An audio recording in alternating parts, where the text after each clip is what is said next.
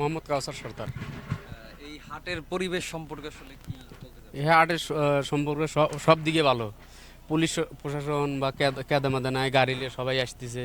তারপরে আসার পরপরই একদিন বাদে একটা বিক্রি করছি 3,10,000।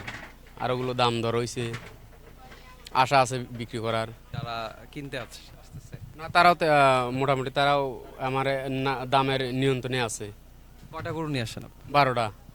একটা বিক্রি হয়েছে? একটা বিক্রি করছি। সবগুলা বিক্রি করবেন নাই? হ্যাঁ, সবটাই বিক্রি করবো আমরা। গরু কোন দেশ থেকে আসছে? সিরাজগঞ্জ সাজাদপুরের গরু, সাজাদপুর থানা। আপনি কি পালিত গরু নাকি? আমার পালের গরু। হ্যাঁ, সব পালের গরু। ছোট ছোট গরু কিনে কিনে আমরা পালি পারি। 5 মাস, 6 মাস, 7 মাস এরকম। ফিট টিট খাওয়ানো হয়েছে কিনা? না, এমনি ফিট খাওয়ানো নাই। ওই খাওয়ানো হয়েছে গম ভুসি আর কাঁচা ঘাস, খেসারির ভুসি, এই সোলার ভুসি, এই। তাছাড়া সর্বনিম্ন হ্যাঁ। আপনাদের এখানে গরুর দাম কত? সর হ্যাঁ, 12টার মধ্যে কত দাম ধরছেন সর্বনিম্ন? 12টার ভিতরে সর্বনিম্ন দাম ধরছে 150, 12টার ভিতরে। আর সর্বোচ্চ আছে হলে 350। তার ভিতরে একটা বিক্রি হয়েছে 3,10,000। একটা বিক্রি করা হয়েছে। মোটামুটি কি লাভের দিকে যাচ্ছে?